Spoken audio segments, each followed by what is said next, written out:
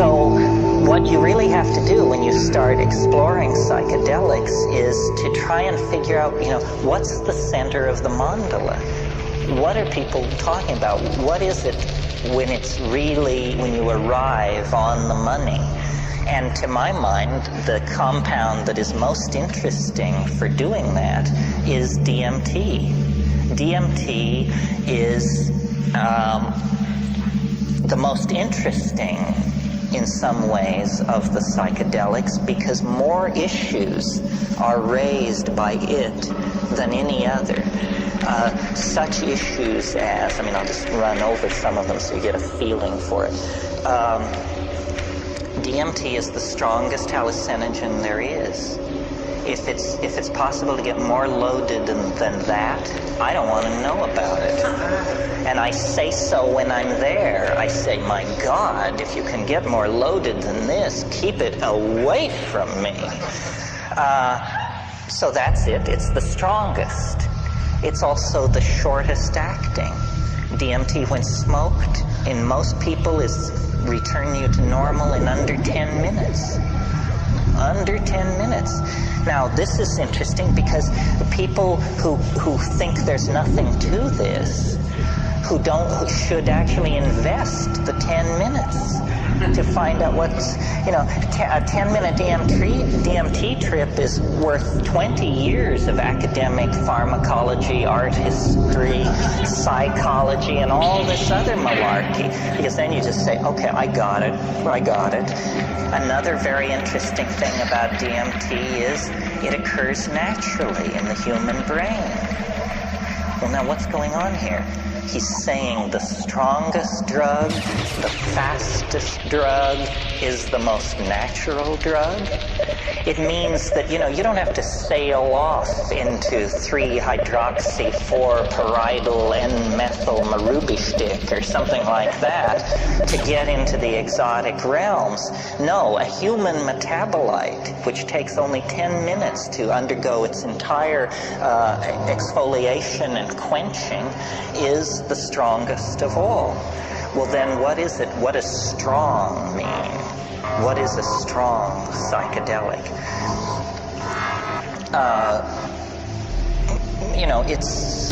It's highly personal. Every psychedelic trip is.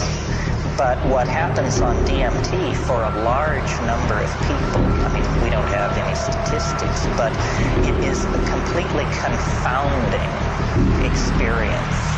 You may have had the expectation, you might think if you had never had a psychedelic experience that it sort of begins like the Bach B minor fugue and goes from there as you rise into the realms of light and union with the deity or something like that. That's not what happens on DMT. What happens on DMT I referred to this morning. A troop of elves smashes down your front door and rotates and balances the wheels on the after-death vehicle, present you with the bill, and then depart. And it's completely paradigm shattering. Union with the white light you could handle. An invasion of your apartment by jeweled self-dribbling basketballs from hyperspace that are speaking in demotic Greek is not something that you anticipated and could handle. Sometimes people say, is DMT dangerous? It sounds so crazy. Is it dangerous? The answer is only if you fear death by astonishment.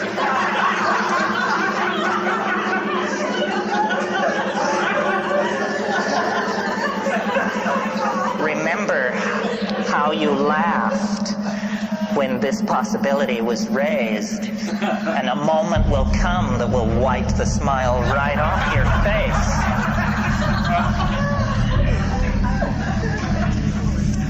And this death by astonishment thing,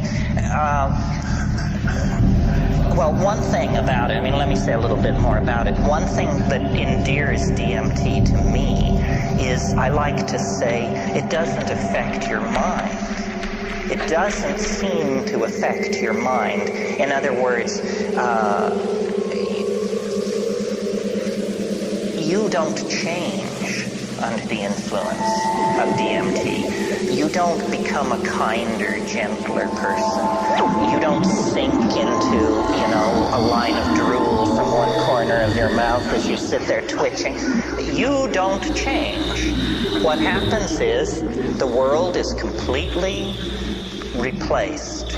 Instantly, 100%, it's all gone.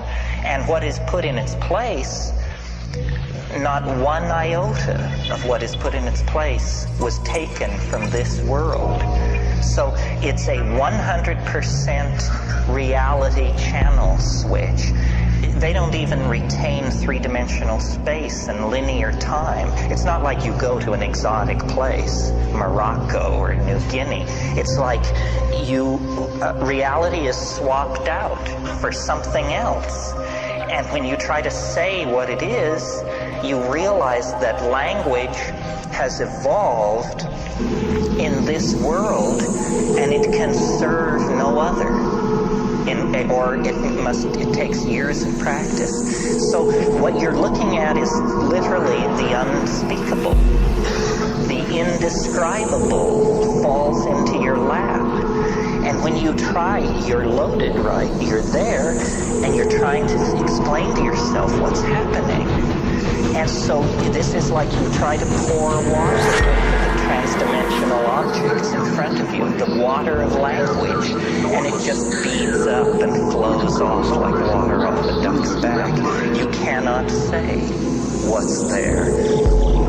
And I've spent, 25 years fiddling with this. It's become the compass of my inspiration, trying to say what is on the other side of that boundary. Just 2 large tokes away at any given time is this non-Euclidean, non-Newtonian, irrational, un-Englishable place.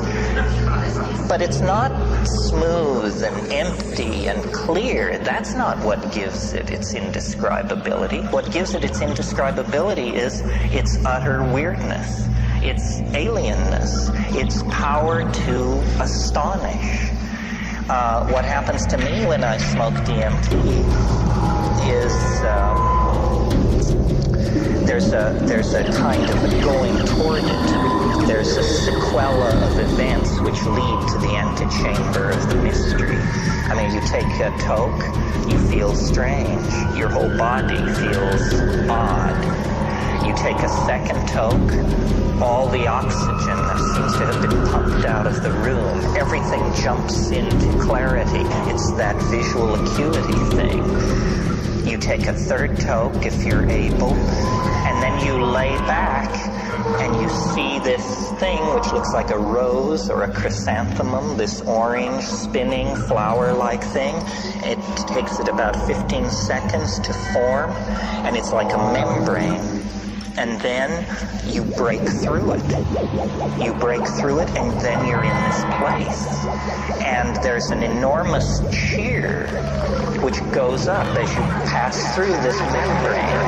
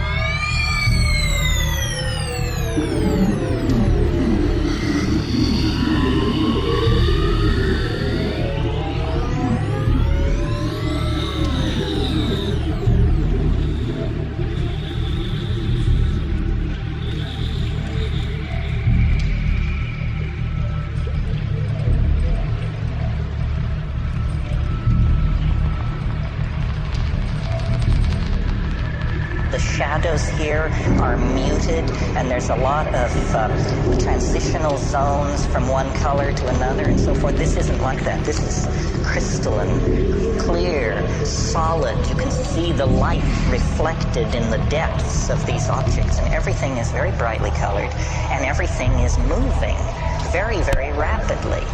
And there are entities there. It's not about calling them up or the whisperings of them, or no, they're in your face. And they're right here, and they're worse than in your face, because what they do is they jump into your chest, and then they jump out. And so you're like this. And you have to keep saying, keep breathing, don't freak out, pay attention, and the entities speak to you. And they speak both in English and another way, which we'll get to in a minute. But in English, what they say is, do not give way to wonder. Hang on. Don't just go gaga with disbelief. Pay attention. Pay attention. And what they're trying to do is they're trying to show you something.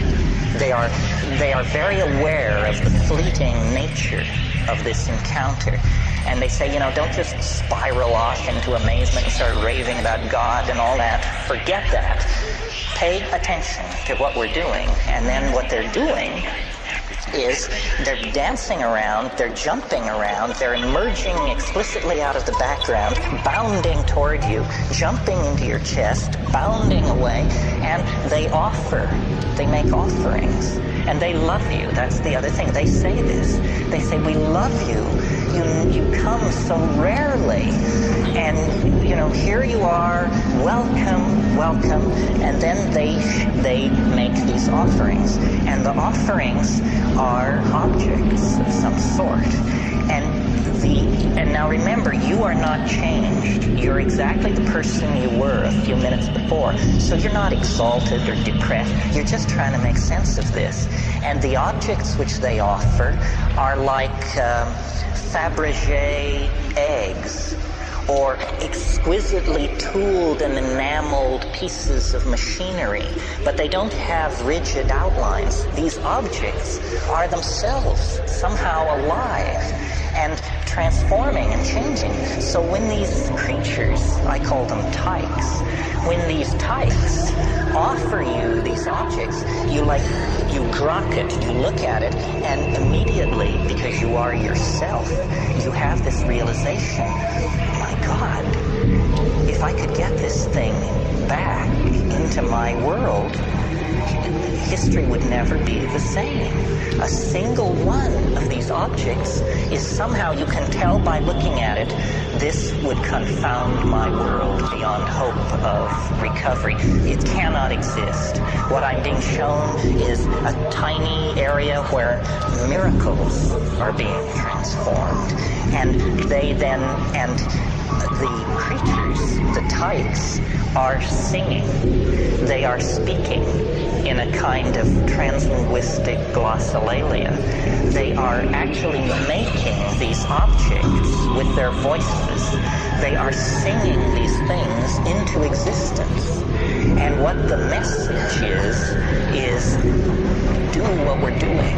You can do what we're doing. Do it. And they get quite pushy about this. They say, damn it, do it. And you're saying, but. They're saying, no, do it now, do it. It's saying, I can't handle this, And then this kind of reaction goes on for a while. Well, then I don't take credit for it. It was not will, but like something comes up from inside of you. Something comes out of you. And you discover you can do it. That you can use language to condense objects into existence in this space. It's the dream of all magic. But here it is, folks, happening in real time. And then they're just delighted. They just go mad with delight and turn somersaults and turn themselves inside out. And they all jump into your chest at once. And after many